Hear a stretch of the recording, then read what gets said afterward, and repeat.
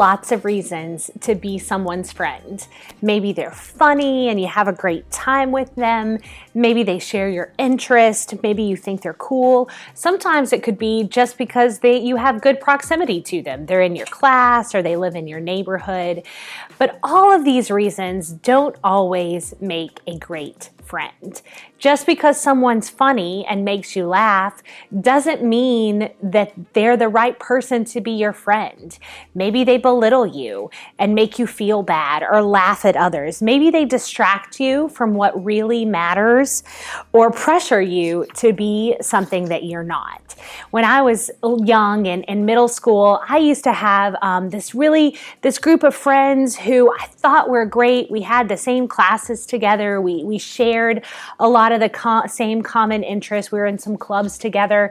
And the one thing about these friends is they listened to music that I had never heard before. And so I began to listen to this music that they had listened to. And in the beginning, it was fine and it didn't really matter.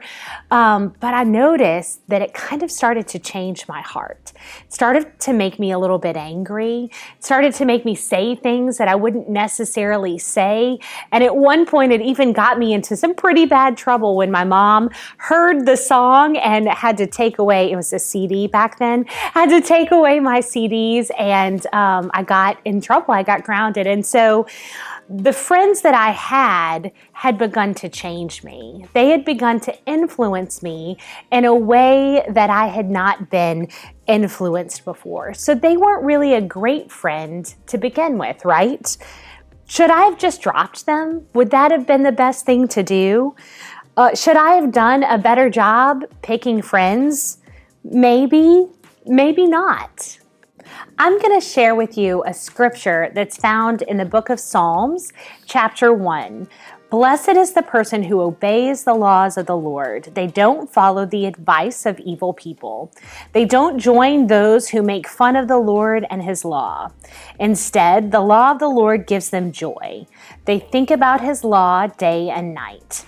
That kind of person is like a tree that is planted near a stream of water.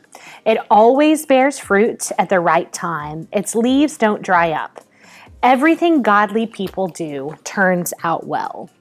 The picture that this psalm paints is a beautiful picture of a tree that grows strong because of where it's planted. The tree that is planted by the water is healthy and strong. And we can be healthy and strong when we stay close to God at our source. But before that, the psalm seems to only say that growth happens when we refuse to hang out with the wrong people. It tells us not to walk with the wicked, not to stand with sinners, and not to sit with mockers.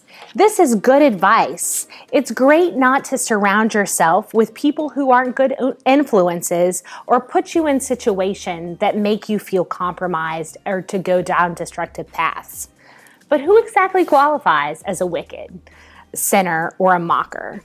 Does this mean our friends have to be basically perfect? Because I don't know any perfect people, do you? Do we have to drop our friends every time they mess up or make a mistake? Or should we only be friends with people that follow Jesus? To answer this question, let's look at how Jesus chose his friends. When Jesus officially began his ministry, he rounded up a bunch of people and invited them to follow him. One of them was a guy named Matthew, who was a tax collector. Matthew stole money from people. He was friendless and mean, and no one really liked him. And Jesus chose him to be one of his closest friends. Instead of saying no to all tax collectors, Jesus asked Matthew to join his crew. He had dinner with Matthew and a bunch of his friends. The religious leaders at that time, who knew Scripture incredibly well, including the psalm I just read to you, they were outraged that Jesus would want to hang out with such sinners. So why is it that when Jesus decided to sit, eat, and spend time with the same kind of people that I just told you that you needed to avoid? Let's look at Matthew 9. As Jesus went from there, he saw a man named Matthew. He was sitting at the tax collector's booth. "Follow me," Jesus told him. Matthew got up and he followed him. Later, Jesus was having dinner at Matthew's house. Many tax collectors and sinners came. They ate with Jesus and his disciples. The Pharisees saw this, so they asked the disciples, "Why does your teacher eat with tax collectors and sinners?" Jesus heard this, and so he said, "Those who are healthy don't need a doctor. Sick people do. Go and learn what it means. I want mercy and sacrifice. I have not come to get those who think they are right with God, but I have come to get the sinners to follow me." See, Jesus knew that spending time with Matthew and his friends wasn't going to change Jesus, but he knew that he could be a good influence and make a difference on Matthew and others like them. When Jesus found Matthew, Matthew was ready to leave his life of being a tax collector and start a new life with Jesus. When Jesus chose to eat with Matthew's friends, Jesus knew he'd have an opportunity to influence a lot of people for the better. See, Jesus ate with sinners. He took the chance to experience real friendship, to give people love and compassion of Jesus. No, those people weren't perfect, but that's exactly what they needed. They needed to spend time with him. Jesus didn't ask them to change who they were or get their lives together before they became friends. He made space for them to be real. Then Jesus invited them to follow him, not the other way around. The disciples, Jesus hung out with the disciples. Remember, they were pretty new at following Jesus. It seemed like Matthew had just been recruited that day. By having dinner together, Jesus was letting his friends know that they were going to do things differently. They weren't just going to hang out with perfect people. They were going to love God and love everyone. And the Pharisees. With this dinner, Jesus challenged the religious leaders who were watching everything unfold that they would continue to love people even when they were sinners.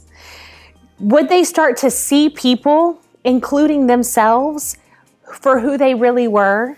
Imperfect, but loved by God. See, Jesus wasn't just thoughtlessly hanging out with whoever he happened to meet or whoever was the easiest to plan hangouts with.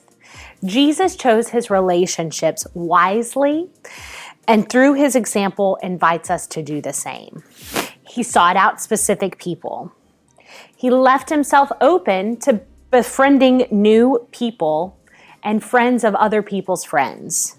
He didn't force anyone to be perfect to hang out with him. He created space for others to be who they were when they were with him.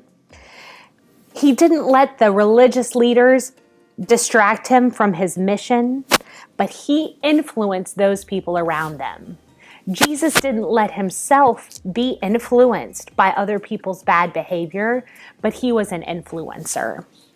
Just like Jesus picked his friends from a place of wisdom and love, we can learn to pick our friends from a place of wisdom and love too. Our friends don't have to be perfect people. We just have to make sure that they're not influencing us to do things that we know are against God's will. We have to be strong to influence them. Real friends don't have to be perfect, but real friends choose each other wisely.